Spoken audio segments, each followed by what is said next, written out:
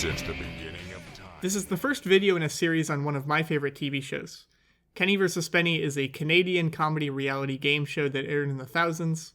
It has amassed a cult following, and even seen a recent resurgence.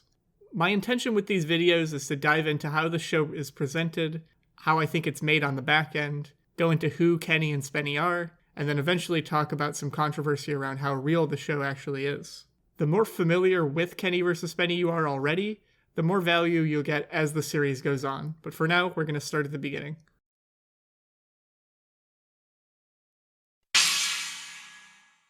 The show's own intro does a pretty good job of stating the basic premise. Two friends who have known each other for a long time are going to live together and compete. Each week is a new competition. They have their own strategies, their own skills, their own outlooks. The loser suffers a humiliation that the winner gets to choose. Whoever wins or gets humiliated is going to inform who you identify with in the next set of episodes, and so on. The show starts out on that track, but it pretty quickly deviates at the end of season 1. This is almost certainly Kenny's fault, but I think it's for good reason, and I'll talk about that. There's a pretty big fundamental difference between Kenny and Spenny, and that informs the whole show.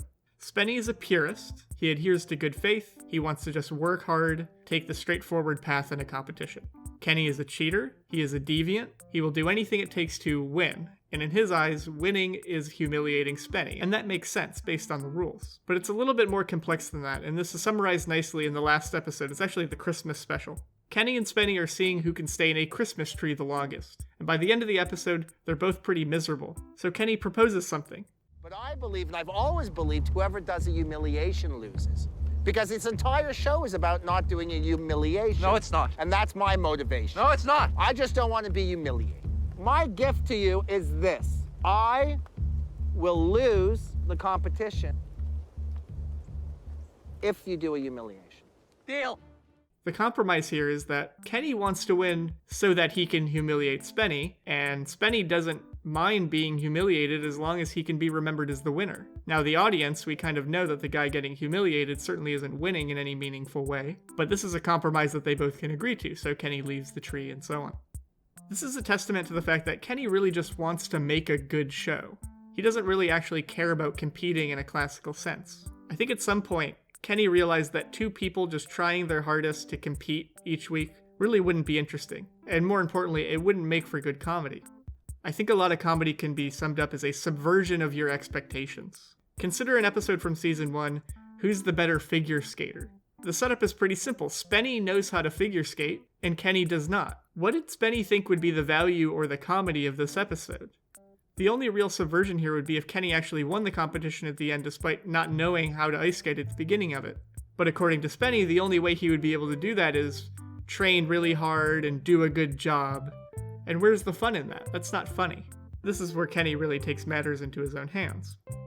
And obviously that difference between them doesn't just color how they approach a competition, but also how they act.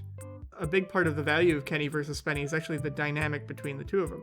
So Spenny's the good guy, and it's really hard to be the good guy. Partially because Spenny just isn't good at it, but also because he puts himself so above people that when he fails or cheats himself, he falls a lot further. On the other hand, Kenny is a cheater, but he doesn't pretend to be a cheater to anyone really except Spenny. I mean, even then he admits to Spenny he's gonna cheat, and he cheats, and it becomes more about Spenny trying to figure out how he's gonna cheat, trying to prevent against it for that episode, or make some argument to make Kenny stop cheating, which pretty much never works.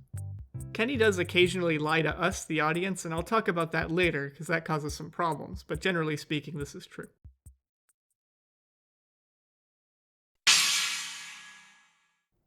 This is also where the show really starts to eat in on itself. In season 1, there's an episode, Who Can Stand Up the Longest?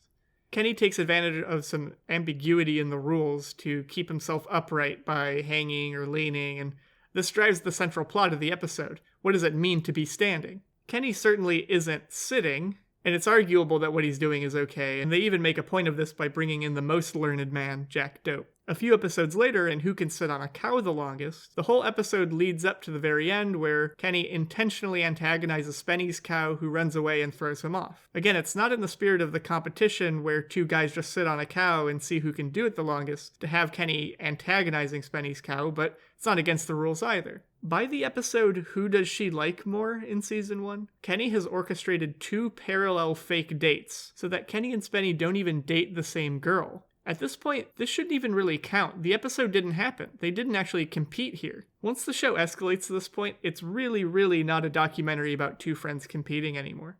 Kenny has just so engineered the crew and the editing and the show in its entirety that it's impossible to think about the show that way. The subversion is now, how far is this going to deviate from the basic premise of two friends living together and competing each week? That subversion is measured by Spenny's pain and anguish, and that creates comedy. Hey! Whoa, no. Ow, fuck! Don't fucking touch me! Gorgon! Gorgon, attack his penis! Gorgon! Attack his penis, okay. Gorgon! Honestly? I don't think Spenny really fits the mold of a classic straight man in a straight man, funny man relationship, but I do think he does set the expectations that the show is going to be pure, normal, by the book, and so on. And then when Kenny comes in and breaks that, it's similar to that same classical relationship of the funny man and the straight man. Sometimes that deviation itself is deviated. When Spenny makes a good joke. You don't look like Brad Pitt the second I let this baby go. Yeah. I am. Brad Armpit. Did Spenny just make a joke? I think I did. Woohoo! Too bad. That was pretty good. Or when Kenny succumbs to one of his weaknesses, usually guilt or women. Regardless, all of this makes for a funny, interesting show. I think one thing that arises in everybody's mind is how real the show is, and we'll talk about that a lot more later. But if ever you feel like the show seems fake or the reality starts to go away, just remember, Kenny's occasional gimmick within an episode has really soaked into the fabric of how the show itself is presented. He owns the crew, he owns the editing, he gets to drive all of that, and it's all in the interest of destroying Spenny. Kenny vs. Spenny is all really just one competition. Who can make the better show? We, the audience, are the judge. Kenny's gonna win, and Spenny has been humiliated ever since. I'll preface this section by saying you can insert the words likely, probably, or maybe in any point here because I wasn't in the show, I wasn't there while it was being made, and so this is mostly speculation. I will say that all of this was written before Sebi, one of the main crew members in Kenny vs. Spenny, posted about how the show is made, and he confirmed a lot of what I'm saying here. It also gives you a little bit of context that we'll need as we go on in the series. This is just me pulling information together from commentaries, articles, blogs, interviews, and just painting a picture in general of how I think the show was made and what that really means.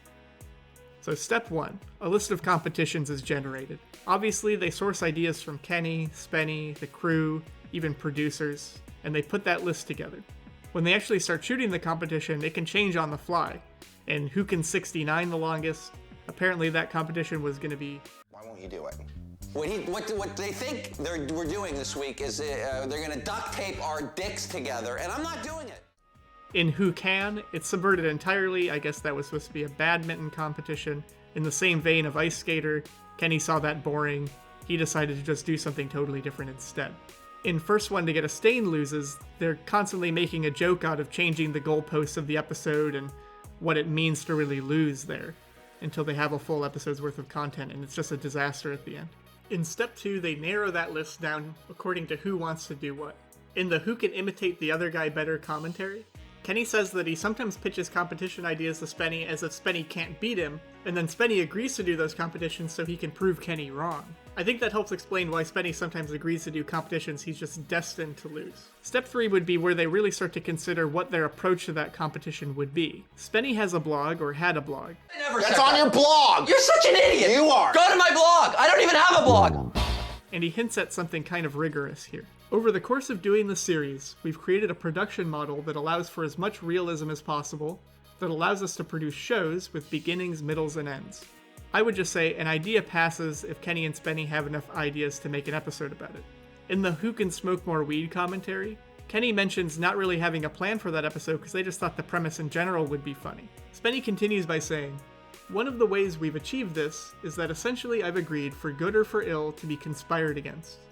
Literally everyone knows what Kenny's going to do, but me." This implies a couple things to me. First, Kenny's the one coming up with the bulk of the episode. He's generating that beginning, middle, and end because Spenny's agreed to be out of it. Second, they really don't share strategies. The exception to this is that Kenny probably knows what Spenny's going to do for a few reasons. 1, espionage. 2, the crew telling him what Spenny's doing. And 3, Spenny himself being really predictable. Spenny is predictable for a few reasons. Kenny has known him for a really long time. Spenny's idea of competing is so pure and straightforward and stupid that there's really only one thing he's going to do every episode. Spenny knows that his role in the show is to be a constant foil to Kenny, so he's just going to do the same thing that would be expected of him. And as much as I love Spenny, and I don't write Spenny off, he's just so simplistic. He really can't think of anything other than what is most predictable. Step 4 is where, now that they have all their ideas and what they're going to do for the episode, they source props, judges, characters, and stuff like that. Sometimes Kenny is so well prepared compared to Spenny that it sort of drives the humor of an entire episode. The two best examples of that are who can keep their head in a chicken coop the longest, and who can be obese the longest.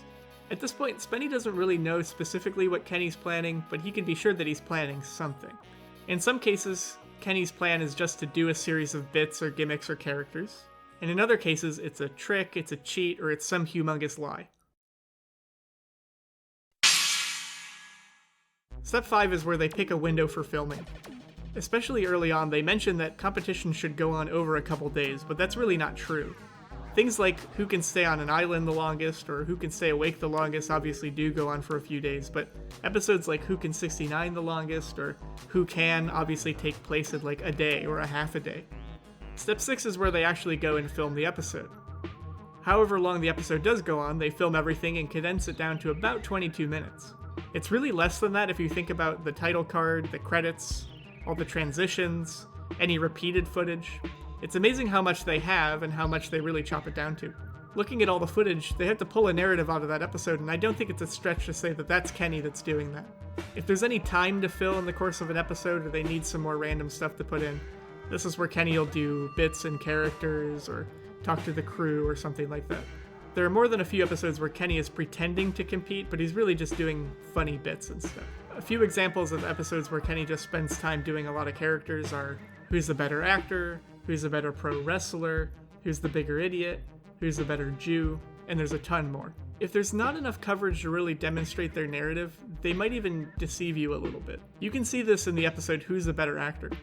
Now, just a side note here. I think Kenny vs. Spenny really sells itself just in its episode titles alone. That's why I've really tried to name those and list those, because I think just hearing them is really funny. I've tried to avoid spoiling episodes by really going into how they end or what the trick is, but I'm going to have to explain this one for it to make sense. In Who's a Better Actor, Kenny doesn't actually compete in front of the judge. He hires a professional mime named Paul to do the performance for him with a mask on, so that the judge actually thinks that it's Kenny doing the performance, and you get the point. Kenny sneaks Paul onto the stage and himself off of it by wheeling this giant mirror onto the stage in front of the judge. There's really no point to the mirror other than to do this, but you wouldn't know if you didn't think Kenny was cheating. Before the actual performance in front of the judge, we see Kenny and Paul going over in a rehearsal of what's going to happen and how they're going to do the cheat. Kenny's explaining it to Paul, but he's really explaining it to the audience. He's explaining to us how this is going to go down in case it isn't clear. But when they actually show this, while they're explaining this during the rehearsal, they cut to a wide shot of the mirror coming out onto the stage. The voiceover is giving the impression that this shot is happening during the rehearsal, but it's not. You can see that as Kenny wheels the mirror out, he's wearing the same brown robe that he wears during the performance. But you can see that during the rehearsal, Kenny's wearing a t-shirt and jeans. You can even kind of tell that the quality of the shot itself is a lot different than what we were just seeing during the rehearsal too. Inserting a shot like that into a totally different part of the episode doesn't tell us anything about the show in its entirety being fake, just that you can't always trust the exact narrative being pushed in the course of an episode. I don't think that there's any malicious intent there either. They just wanted a shot of that and they didn't have it, so they used the closest thing they had. In that same vein, they also sometimes mix voiceover with totally different footage. This also isn't a crazy idea, but I do think it's sometimes deceptive. So in the second part of Who Do Black Guys Like More?, Kenny is really hitting home what's going on in the episode when he puts in this DVD, but he's clearly not actually speaking to the judges. The voiceover is directed at them though. And I'm gonna show it. Fasten your safety belts. You have to see the real Spencer Rice. But again, it's just a bit of narrative affirmation. In one interview, Kenny denies inserting things into the episode after the fact, but he does admit that they have to ADR some stuff even though he hates it. Again, I really don't think this is groundbreaking. The events are real, the interactions are real, but sometimes things are editorialized to create a coherent episode. My general rule is, if Kenny is talking alone to the camera or messing around with his crew, you're in his world and you should just enjoy the ride.